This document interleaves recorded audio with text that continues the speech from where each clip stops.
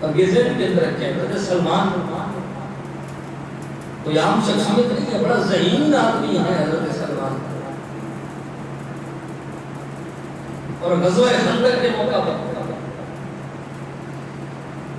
جب جنگ کی حکمت عملی پر بات ہونے لگی تو حضور کریم نبی صلی اللہ علیہ وسلم نے صحابہ کرام سے مشورہ کیا اور مشورہ بڑے آدمی کو چھوٹوں سے کر لینا چاہیے، کیونکہ بعض اوقات چھوٹا بندہ بھی ایسی رائے دے دیتا ہے کہ جو سب کی آراء پر بہتر ثابت ہوتا ہے.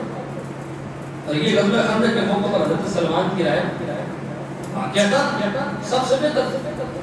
حضور نے مشورہ کیا کہ جنگ کرنی ہے کفار سے، کیا کیا جائے؟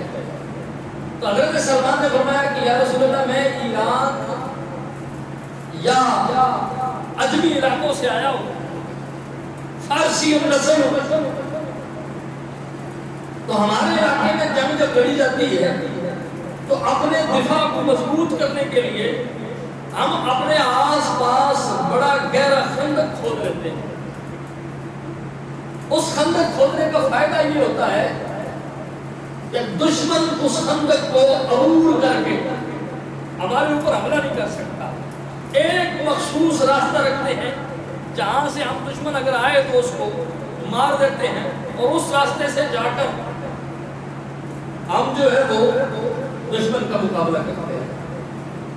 اب یوں سمجھیں کہ مثال کے طور پر یہ اس وقت زیادہ کارآمد ہوتا ہے جب بندے کم ہو، دشمن زیادہ تعداد میں ہو، تو اس وقت یہ حکمت عملی زیادہ کارآمد ثابت ہوتی ہے. مثال کے طور پر اب یہ جو مسجد کے ایریا ہے، یہ اگر کھلا میدان ہو، اتنی بات کو آپ اور مسجد میں بندے ہو صرف 2، یعنی اس میدان میں 2 بندے ہو اور باہر سے آنے والے تقریباً جو ہے وہ 1000 بندہ ہو. اب ان بندوں کو کہا جائے کہ 1000 بندے کو اس میدان میں داخل ہونے سے روکو، تو وہ کیا کریں گے؟ وہ کہیں گے جناب ہم 2 بندے کدھر جائیں، ادھر سے جائیں گے ادھر سے وہ اندر آ جائیں گے، ادھر سے جائیں گے ادھر سے اندر آ جائیں گے. کیونکہ کھلا میدان ہے، ہر طرف سے راستہ ہے اور ہم 2 ہیں، وہ 1000 ہیں. 1000 جب 100 کر دو 2 بندے نہیں روک سکتے. لیکن اگر ہر طرف سے 10-10 فٹ چوڑی اور 20-20 فٹ گہری وہ خندق کھود دی جائے چاروں طرف سے، اور صرف سامنے کی طرف سے 2 یا 3 فٹ جگہ کا راستہ چھوڑ دیا جائے. اب ظاہری بات ہے جس طرف سے خندق ہے وہ تو وہاں سے آ نہیں سکے. اب آنے والا جو آئے گا وہ 2-3 فٹ جگہ ہے اس سے آئے گا، اور اس پر اگر 2 بندے بھی کھڑے ہو جائیں تو وہ 100 کو روک سکتے ہیں. کیوں کہ آنے والا آئے گا اسی راستے سے. اب روکنا نہ روکنا ان کی اپنی طاقت کی بات ہے، لیکن یہ نہیں ہے کہ وہ ادھر کھڑے ہو تو ادھر سے نکل جائے. تو خندق کے کھدوانے کا مقصد یہ تھا کہ دشمن کسی اور طرف سے حملہ نہ کرے، تاکہ جو چھوٹا مختصر راستہ ہے سارا فوکس اس پر ہو، اس پر پیرا بٹھا دیا جائے، دشمن آس پاس سے حملہ نہ کرے. اور اگر کوئی 1-2 کوشش کر کے آ بھی جاتے ہیں تو پھر ان کو اتنا جلدی واپس جانے کا راستہ نہ ملے تو ان کو وہیں ختم کر دیا جائے. تو یہ جو مشورہ تھا خندق کھودنے کا، باقی صحابہ کرام نے مشورہ دیا، کسی نے کہا ایسا کیا جائے، کسی نے کہا ایسا کیا جائے. یہ خندق کھودنے کا جو مشورہ تھا حضرت سلمان نے دیا اور حضور نے پھر اس کو بڑا پسند فرمایا اور حضور نے غزوہ خندق کے موقع پر خندق کھودوائی. حضور خود اس میں خندق کھودنے والوں میں شامل رہے اور روایات کے اندر آتا ہے کہ ایک پتھر تھا بڑا سخت، کھودتے کھودتے ایک بڑی سخت چٹان آ گئی. حضرت کریم نبی صلی اللہ علیہ وسلم کے صحابہ کرام کھدالے لے کر اس پتھر کو توڑ رہے اور نہیں رہا. تو صحابہ کرام بڑے پریشان. تو حضور نے پوچھا کیا ہوا؟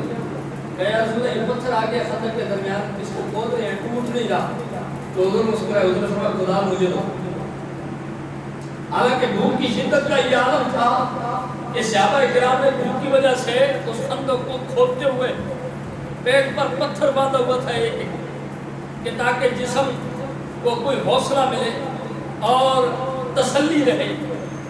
صحابہ کرام نے جب بھوک کی شکایت کی والی کائنات کی بارگاہ میں تو حضور نے اپنی پیٹ سے کپڑا مبارک اٹھا کر بتایا کہ تم نے اگر بھوک کی وجہ سے ایک پتھر باندھا ہوا ہے تو میں جو نبیوں کا سردار ہوں میں نے اپنے پیٹ پر 3 پتھر باندھے ہوئے، یعنی میری بھوک کی شدت کا یہ عالم ہے کہ میں نے اپنے پیٹ پر 3 پتھر باندھے ہوئے ہیں۔ تو حضور کریم نبی صلی اللہ علیہ وسلم نے خدا لی بھوک کا پیاس کا عالم یہ ہے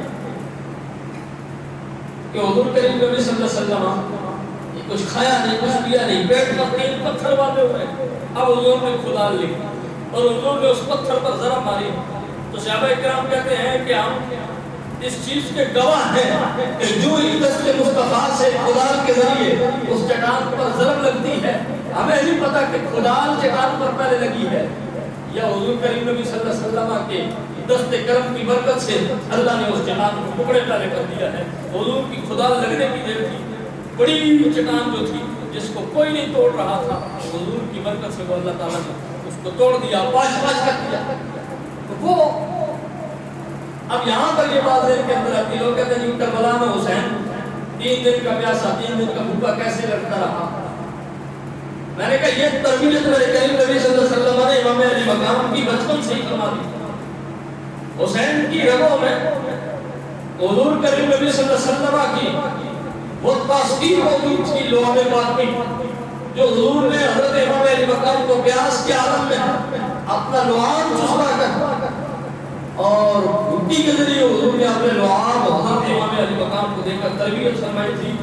کل مصطفیٰ پیٹ پر 3 پتھر باندھ کر خندق کھود رہے تھے، آج حسین 3 دن کا پیاسا بھی تھا، 3 دن کا بھوکا بھی تھا، لیکن بغیر کھائے پیے حسین بھی اس طرح لڑ رہا تھا جس طرح یزیدی کھا پی کے بھی نہیں لڑ سکتے۔ یہ خندق کھودنے کا جو مشورہ تھا یہ حضرت سلمان کا، تو بڑے ذہین لوگوں میں حضرت سلمان فارسی کو شمار ہوتا ہے۔ بڑی عمر آپ نے پائی، اسلام سے پہلے بھی آپ کی کافی عمر ہو چکی تھی اور اسلام لانے کے بعد بڑی طویل عمر آپ نے پائی، اور قربان دے اللہ تعالیٰ نے ان کو کیا شان عطا فرمائی تھی، کیا ان کی اسلام سے محبت۔ صحابہ نے پوچھا تمہارا نسب کیا ہے؟ اب بندہ اپنا خاندان بتاتا ہے، جی میں فلاں کا بیٹا ہوں، میرا باپ فلاں ہے، میرا دادا فلاں ہے، پردادا فلاں ہے، ہم فلاں قوم سے ہیں، فلاں برادری سے ہیں، فلاں علاقے سے ہیں، فخر کرتے ہیں کہ یہ ہمارا علاقہ وہ ہے، ہماری برادری وہ ہے، ہمارا خاندان وہ ہے، ہم چوہان ہوتے ہیں، ہم راجپوت ہوتے ہیں، ہم سید ہوتے ہیں، ہم جو علوی ہیں، ہم ملک ہیں، ہم عوان ہیں۔ تو اپنے نسب پر، اپنی نسل پر، اپنے خاندان پر، قبیلے پر فخر کرتے ہیں، لیکن قربان دے ان کو فخر بھی تھا تو اسلام میں فخر۔ حضور صحابہ کرام نے پوچھا سلمان اپنے نسب کے بارے میں بتاؤ، اپنے خاندان کے بارے میں بتاؤ، تو کہنے لگے میرا نام سلمان بن اسلام ہے، میرا نام سلمان بن اسلام۔ انہوں نے کہا یہ کون سا نام ہے؟ فرمایا میرے باپ دادے کی کوئی پہچان نہیں، یہ مجوسی تھے، غیر مسلم تھے، ان کو کون جانتا ہے، کون پہچانتا ہے؟ کہا سلمان کی پہچان اسلام کی وجہ سے ہے، لوگ اپنے باپ دادا کی ساتھ پہچان کرواتے ہیں، سلمان اپنی پہچان اسلام کی وجہ سے کرواتا ہے۔ فرمایا میری پہچان یہ ہے کہ میں سلمان بن اسلام ہوں، میں اسلام کی وجہ سے ہوں، جو کچھ بھی ہوں، جو کچھ ہے میرا دین اسلام کی وجہ سے ہے، اور جو کچھ ہے وہ کسی ایک بزرگ تھے نا، تو 62-63 سال عمر تھی، بڑی عمر ہوتی ہے 63 سال، بال سفید ہو جاتا ہے، دیکھنے والے بندے کو پتہ چل جاتا ہے کہ بندے کی عمر ٹھیک ٹھاک ہے۔ کسی نے پوچھا بابا جی عمر کتنی ہے؟ کہہ رہا کہ وہ تو 2.5 سال ہے۔ ان کا بڑے آرام، ان کا بابا بال سفید ہو گئے، آپ تیرے کام رہے ہیں، لاٹھی ہاتھوں کے اندر، داڑھی کے بال سفید ہیں، لوگ سفید بال جب آ جاتے ہیں تو جھوٹ بولنا چھوڑ دیتے ہیں، اور تو سفید بال ہاتھ کام رہے ہیں، اور ان عمر کے اس حصے میں بھی جھوٹ نہیں چھوڑنا، کہتے 2.5 سال عمر ہے۔ انہوں نے کہا پتر بات یہ ہے کہ جو تم پوچھنا چاہتے ہو تم بھی ٹھیک ہو، پر جو میں بتانا چاہ رہا ہوں میں بھی اپنی جگہ پر ٹھیک ہوں. کہا یہ کیسے ہو سکتا ہے کہ ہم بھی ٹھیک ہیں جو ہم سوچ رہے ہیں اور تم اپنی جگہ پہ کیسے ٹھیک ہو؟ 2.5 سال تمہاری عمر کیسے ہو گئی؟ 2.5 سال میں تم پیدا بھی ہو گئے, تمہارے دانت بھی آ گئے, تمہارا قد بھی بڑا ہو گیا, داڑھی کے بال بھی سفید ہو گئے, یہ 2.5 سال میں اتنا پروسیس کیسے ہو گیا؟ تو کہا بیٹا عمر میری 62-63 سال کی ہے. انہوں نے کہا 2.5 سال کیوں بتائیے؟ فرمایا اصل میں جو 60 سال گزرے ہیں نا وہ اسلام کی بغاوت میں گزرے ہیں, وہ اللہ رسول کی نافرمانی میں گزرے ہیں, وہ اللہ کو ناراض کر کے گزارے ہیں. تو میں اپنی عمر کو وہ عمر شمار نہیں کرتا, وہ تو ضائع ہو گئی, وہ تو کسی کھاتے کی نہیں ہے. جو اللہ اور اس کے رسول کی فرما برداری میں نہیں گزری وہ کوئی عمر ہے, وہ کوئی زندگی ہے, اور اس پر میں فخر کروں تو کیا کروں؟ کہا میری عمر کوئی 2-2.5 سال ہے جس میں نے اپنے رب کو منا لیا ہے, اسلام کی پیروی کرنے لگا ہوں, پیغمبر اسلام کی سنتوں پر عمل کرنے لگا ہوں, یہی میری زندگی ہے, اس کے علاوہ میرے پاس کچھ نہیں ہے. تو حضرت سلمان بھی یہی بتا رہے تھے, باپ کیا ہے, دادا کیا ہے, کچھ بھی نہیں ہے. وہ مجوسی, اس کا باپ مجوسی, سارا خاندان مجوسی, کسی چیز پر فخر نہیں ہے. فخر ہے تو سلمان کو حضور کی غلامی پر فخر ہے. اس لیے میں کہتا ہوں کہ میرا نام سلمان بن اسلام. کہا مجھے اسلام پر فخر ہے, مجھے اور کسی چیز پر فخر نہیں. مگر حضور نے بھی کیا عطا کیا, حضور نے بھی کیا کرم فرمایا. حضور نے فرمایا سلمان تو میری آل بیت میں سے ہے, تجھے کوئی غیر نہ سمجھے.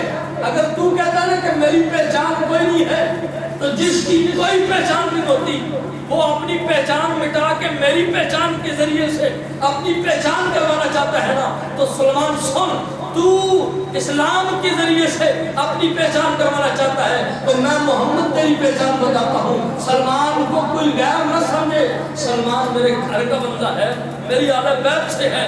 جب بھی بات میرے گھر والوں کی ہوگی ساتھ ذکر سلمان کا بھی ہوگا. سلمان میری اہل بیت سے ہے. تو حضور نے بڑی کرم نوازی. جتنے بھی حضور کے صحابہ ہیں, جنت کا شوق تو ہر بندے کو ہے, جنت کی طلب تو ہر مسلمان کے دل کے اندر ہے, ہر مسلمان کے اندر ہے. حضرت ابوبکر صدیق ہیں, حضرت فاروق اعظم ہیں, حضرت عثمان غنی ہیں, حضرت ابو ذر ہیں, دیگر صحابہ کرام ہیں. سارے جنت کا شوق ہے سب کو, سب جنت کے مشتاق ہیں. لیکن قربان جائیں اللہ تعالیٰ نے کچھ لوگوں کو بڑی سعادتیں نصیب فرمائی, کچھ لوگوں پر میرے رب نے بڑا کرم کیا. حضور کریم نبی صلی اللہ علیہ وسلم فرماتے ہیں, حضرت انس بن مالک راوی ہے, امام جزری نے اس الغابہ کے اندر یہ بات بیان کی ہے. بعض روایت کے اندر 4 صحابہ کا بھی تذکرہ آتا ہے, لیکن اس الغابہ کے اندر حضرت امام جزری نے 3 صحابہ کرام کا ذکر کیا ہے. حضور نے فرمایا ایک میرا علی ہے, ایک میرا سلمان جن کو سلمان فارسی کہتے ہیں, اور تیسرا حضور کریم نبی صلی اللہ علیہ وسلم نے فرمایا ایک علی, ایک سلمان ہے, اور ایک عمار بن یاسر ہے. حضور نے فرمایا 3 میرے صحابی ایسے ہیں دنیا جنت کا شوق رکھتی ہے, جنت ان تینوں کی مشتاق ہے کہ کس وقت کون سی وہ گھڑی ہوگی, کون سا وہ لمحہ ہوگا کہ جب علی میرے اندر قدم رکھے گا, سلمان میرے اندر قدم رکھے گا, اور عمار بن یاسر میرے اندر قدم رکھیں گے. فرمایا دنیا جنت کا انتظار کرتی ہے, جنت جن میرے 3 یاروں کا انتظار کرتی ہے. ایک کا نام علی ہے, ایک کا نام سلمان فارسی ہے, ایک کا نام عمار بن یاسر. تو جن لوگوں کی جنت مشتاق ہے, جن لوگوں سے جنت کو ملنے کا شوق ہے, وہ ایک حضرت عمار ہے, ایک حضرت سلمان ہے, اور ایک حضرت مولا علی شیر خدا ہے. دوستان محترم کوئی چھوٹی شان نہیں ہے کہ دنیا جنت کا انتظار کرے, جنت ان کا انتظار کرے.